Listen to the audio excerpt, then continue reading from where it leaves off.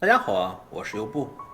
人的心灵构造啊，我们可以看作是以真我为中心的多层同心圆。那么真我的外面啊是自我、感性、知性，但是心灵的中心啊同居着真我与自我，这两者啊一直在争斗。我认为啊，这样的描述更容易让我们理解人心的本质。所谓真我，它充满着爱、真诚与和谐，它可以用真善美这个词语来表达。真善美的小世界，真善美的小世界，真善美的小世界，真善美的小世界。它美好无比，山也好，川也好，草也好，木也好，森罗万象，世间的万物，不管是生物还是无生物，都具备优雅的、满怀慈悲的、关爱他人的这种高层次的心灵。那么这种心灵就被称作真我。与这种高层次的真我相对应的所谓自我，则是基于本能的，也就是说，只要对自己有利的就是好的，比如憎恨、妒忌、贪婪、虚荣、猜忌，甚至还包括自恋等等的表现。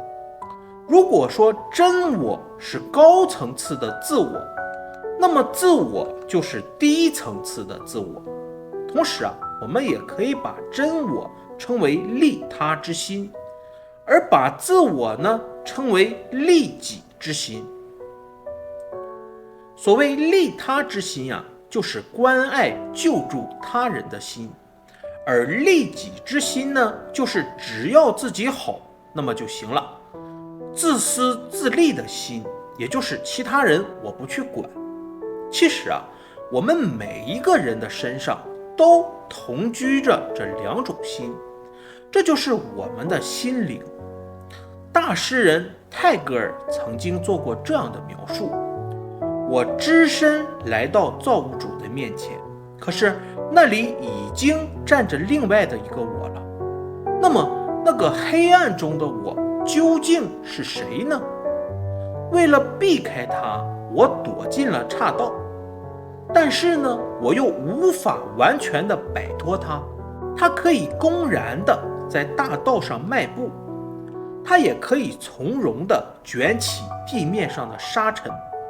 而我谦恭的私语，它却高声的复述。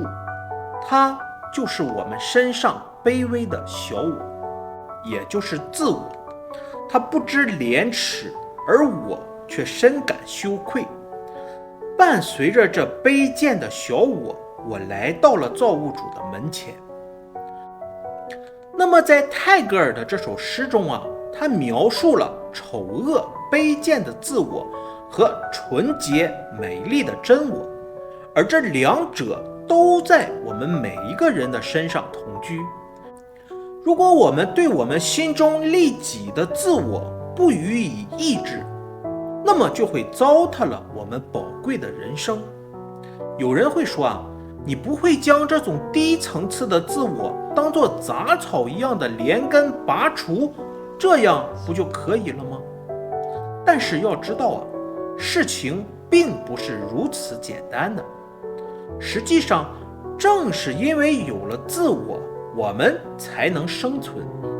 因为仅靠着纯洁美好的自我，人无法生存于世。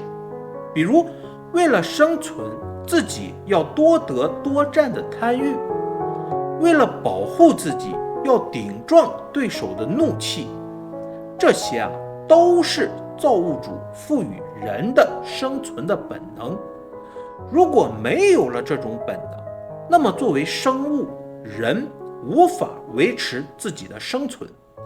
然而，人们却因为贪婪，我们人类除了这些生存本能的欲望之外，我们还要有名声的欲望、权势的欲望，乃至于种种的怨恨。而这些欲望啊，占据了我们心中低层次的自我，成为了某些人们生存下去的动力和活力。然而这种自我啊，尽管为生存所需，但低层次的自我啊，绝不可以过度的膨胀。用泰戈尔的诗来解释，就是不能让那个卑贱的自我成为支配心灵的主角。如果低层次的自我成为主宰，那么人生必然遭遇到挫败。刚刚讲过啊，人的心中同时居住着真我和自我。这里的要点是啊，自我就是利己心。这个利己之心啊，具有专横跋扈的特性，一旦放任不管，就会膨胀，以至于将真我，也就是利他之心逼到角落里。实际上，我们在判断事物的时候啊，往往以得失或者面子等等来作为判断的基准，我们很少能用为他人好这样的利他之心来进行判断。